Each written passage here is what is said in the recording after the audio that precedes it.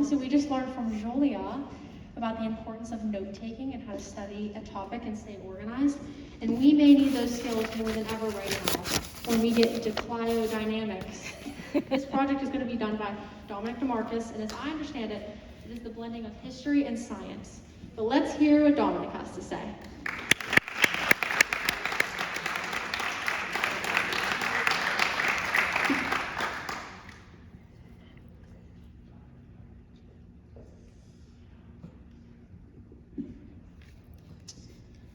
Hello, my name is Dominic DeMarcus, and tonight I will introduce to you a topic that will change the way that you think about history.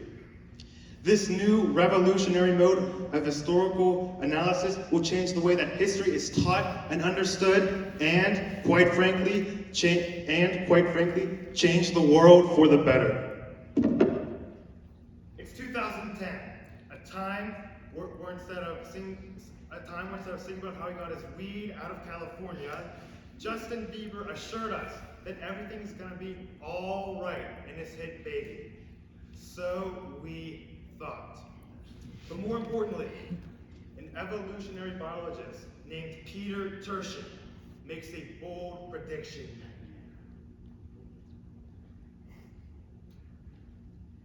Widespread civil unrest would sweep through the United States. Many in 2020, many laughed at this prediction.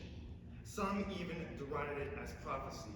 After all, no historian, let alone a scientist, could predict the future. But society, present hindsight, now sees the value in Turchin's analysis. How could Turchin have predicted that 2020 would be a prime year of social unrest in 2010?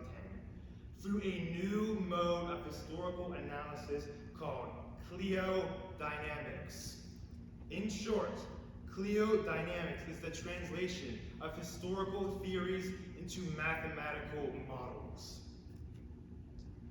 How does Cliodynamics work?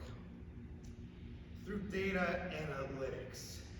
Peter Turchin constructs computer models that factor in a wide array of economic factors, including declining wages, wealth inequality, and national debt, and other economic factors to pinpoint different social stresses, the extent of social stresses in a historical society. Social scientists can use Turchin's model as an invaluable tool to understand the nature of social unrest in historical societies. 2020 was the year of social change.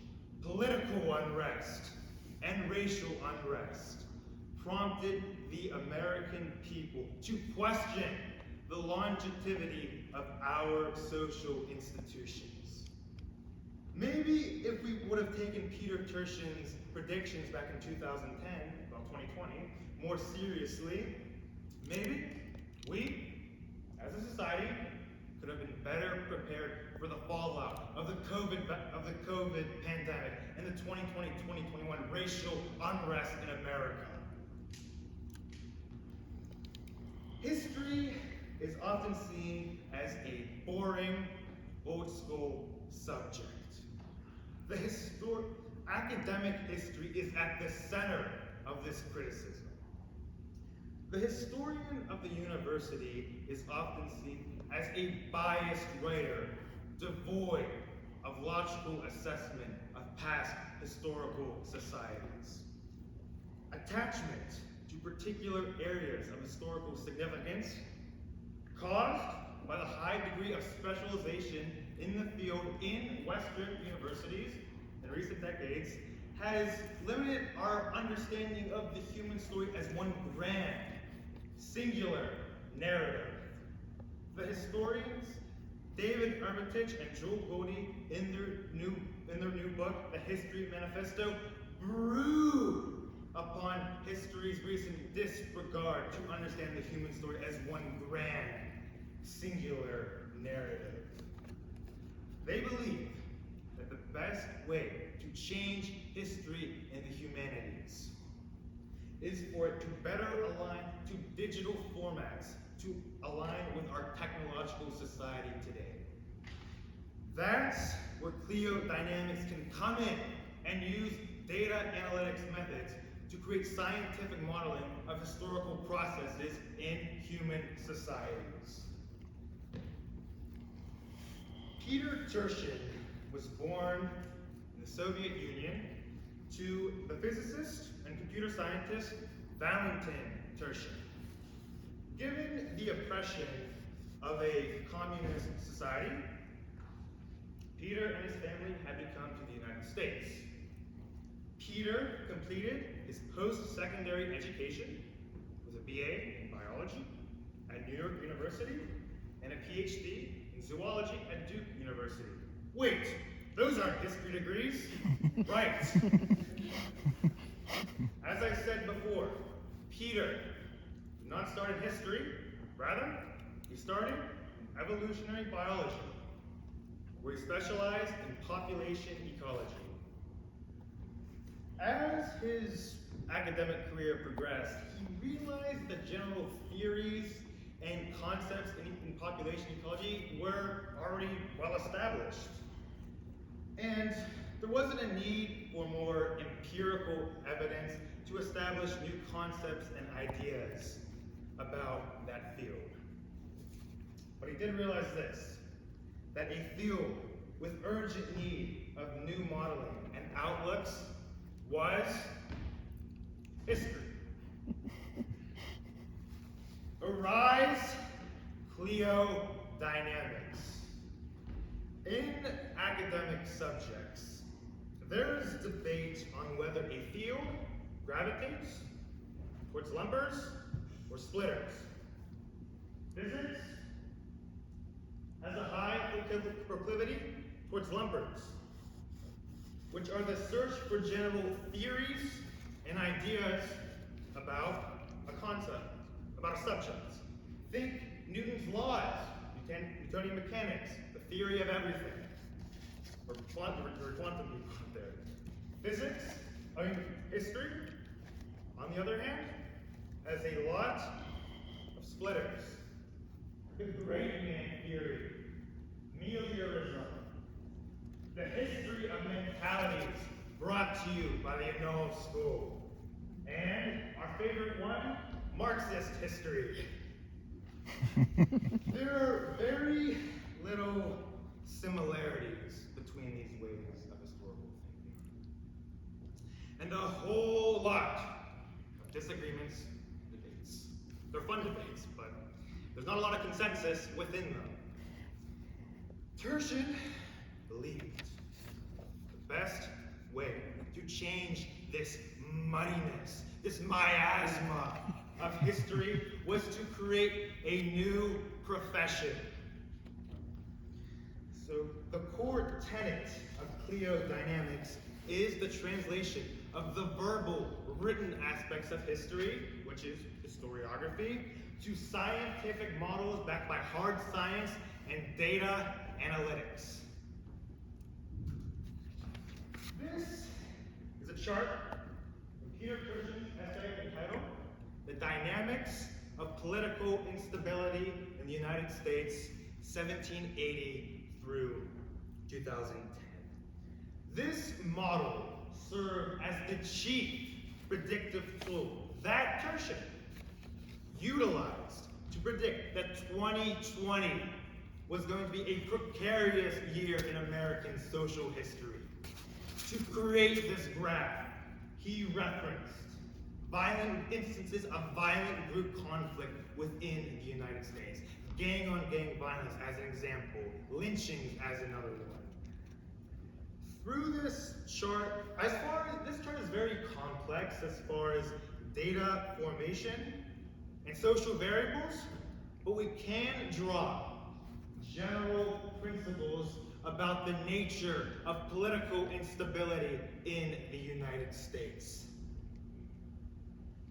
1870, the fallout of the Civil War, Reconstruction, Jim Crow laws, the formation of the KKK.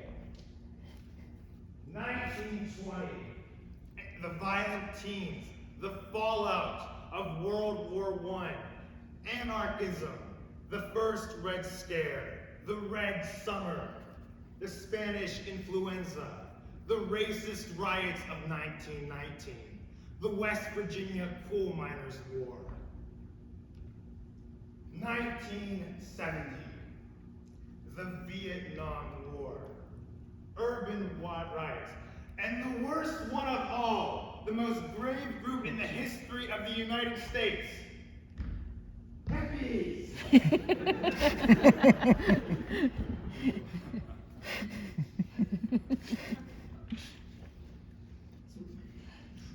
Through his analysis of political instability in the United States, Peter Turchin realized that American social process, there's high degrees of political instability in 50-year cycles, 1870, 1920, 1970. That is what he realized. That is how he realized that 2020 would be a prime year for social change in America. Now, in closing, I would like to introduce you to Cleo, the muse of history and the namesake of Cliodynamics.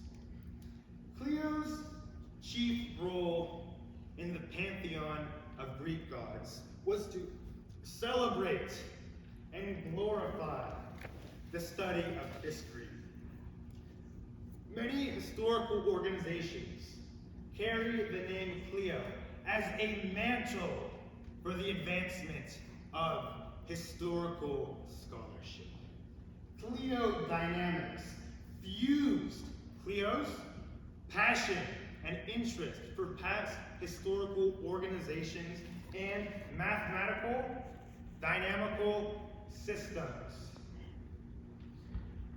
I've spent a lot of time talking about Peter Turchin and his intriguing method of Cliodynamics. The most intriguing concept that I can personally draw from this subject is the fusion of two chief passions of mine: history and data analytics/economics. This synthesis of academic concepts can help us explain social processes and their impact and how it works within historical societies from antiquity to the modern day. This can better improve our social relations and get people excited and ecstatic to learn more about history, and for its ultimate goal, it can change the world for the better. Thank you, everyone. It's been a pleasure.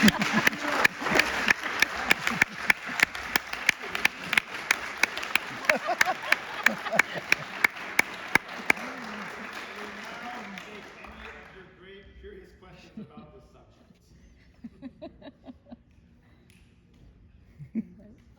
Are you planning to study this in college? Cliodynamics is a pretty new field of history.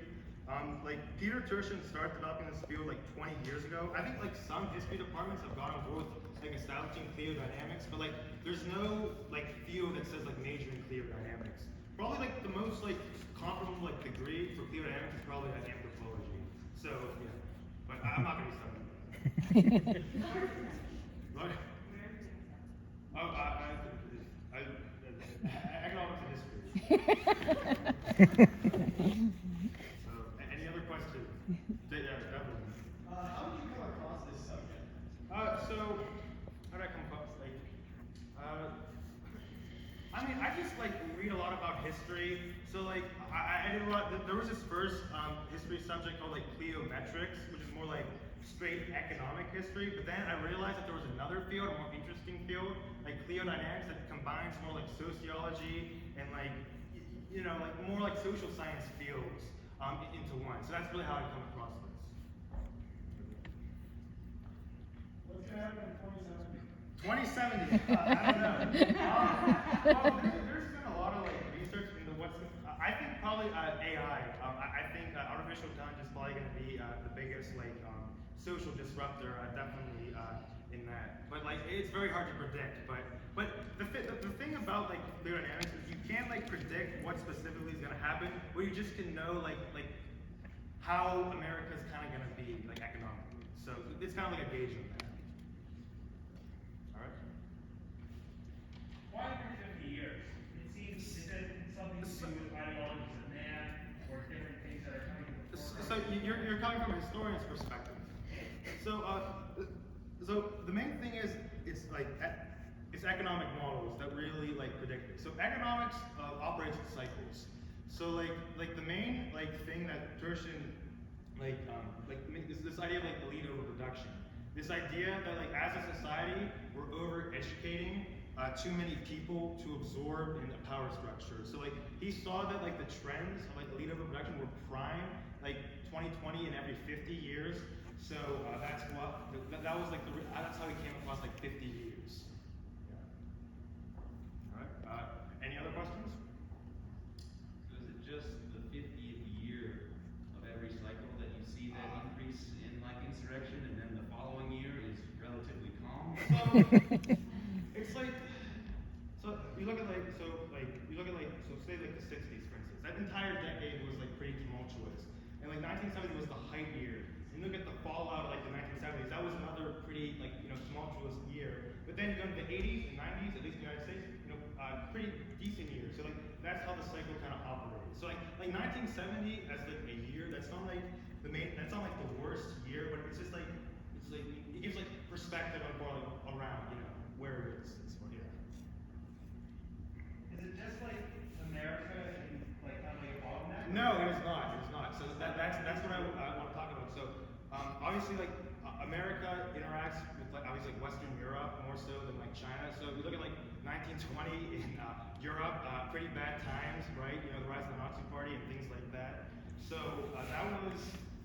So yeah, and you look at like 1960, like 1968, even protests were even worse probably in Europe than they were like in the United States. So like that's the thing. It doesn't operate under a model tech. It's just like how you define the models. But like no, it's pretty much global as far as that goes. Alex, do you have a question?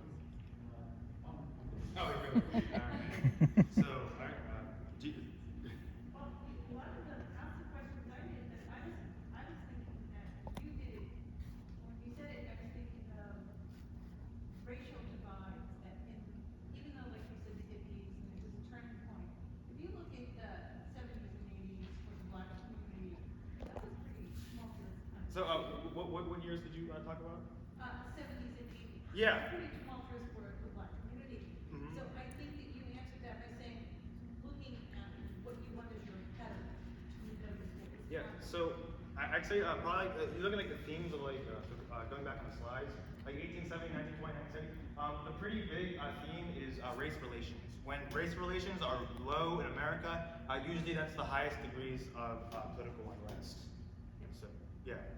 So all right. Thank you. Thank you all.